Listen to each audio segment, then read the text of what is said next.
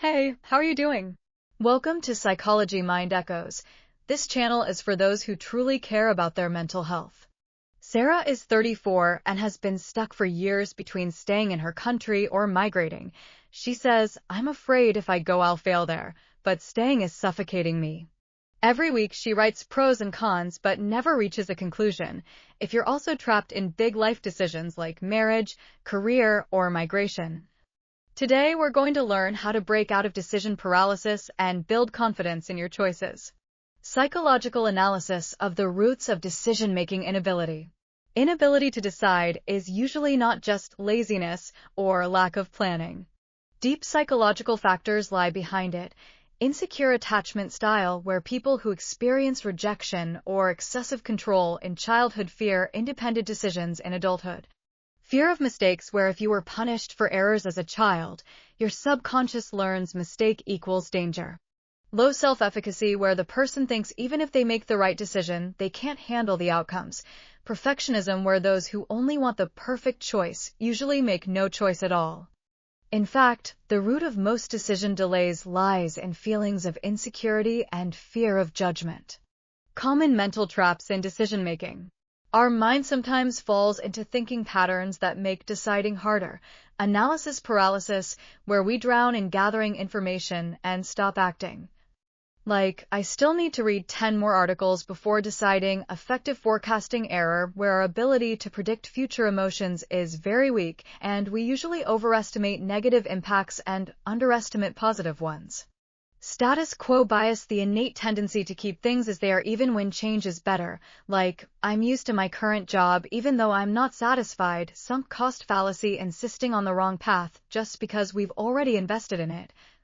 Like, I've put 5 years into this relationship, I can't leave now. Recognizing these mental traps is the first step out of them. Real life example. John is 29 and for 2 years can't decide between continuing his well-paid but exhausting engineering job or starting his own startup. He says, if the startup fails, everyone will say, "I told you so." Every month he rewrites the business plan but never hits send to investors. In counseling sessions it became clear the main root wasn't fear of financial failure, but learned perfectionism from his father, who always said, be the best or nothing. When John tried the trial decision technique and just built and tested a simple MVP, his confidence returned and he finally took the first step. Sometimes the problem isn't the options, it's our belief in our own ability to choose. Difference between healthy reflection and paralyzing doubt. Healthy reflection is conscious review of options followed by action. Paralyzing doubt is overthinking without action accompanied by constant anxiety.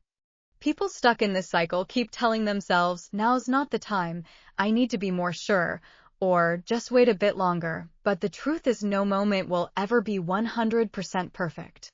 Hidden consequences of delaying decisions. Chronic self-blame, where every time you postpone a decision, you weaken your self-image. Opportunity loss, where jobs, relationships, or once-in-a-lifetime chances slip away. Mental burnout, where repetitive thoughts without results exhaust and depress the mind. Loss of others' trust, where people around you gradually see you as unstable. Delaying a decision is itself a decision, and usually the worst kind. Practical exercises and decision-making techniques. The October 10th, 10 technique, where imagine if you make this decision how you'll feel in 10 minutes, 10 months, and 10 years. This gives long-term perspective. Pros and cons table, where on one page draw 2 columns. In the first, write what you gain by saying yes, in the second, what you lose by saying no, and the mind decides calmer with a clear picture. Trial decisions, where for example before full migration live temporarily in the country for a few months, or before quitting a job take long leave and try a different experience. The first feeling technique, where when thinking of an option, what's your feeling in the first second? Often the right decision is the one that creates calm in your subconscious. 7-day challenge for decision-making. Make one small decision each day. Day 1, order a new food. Day 2, choose a different route to work. Day 3, call someone you haven't spoken to in a while. Until day 7, make a bigger decision like signing up for a class or sending a resume. Just 7 days and watch how your confidence in choosing grows stronger. Conclusion.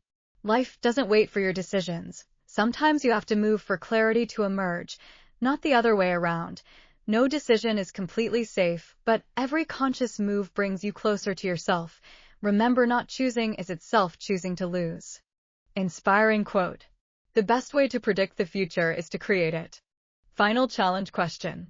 If today you had to make just one of your big decisions, marriage, career, or migration, which would you choose and what's really holding you back from moving?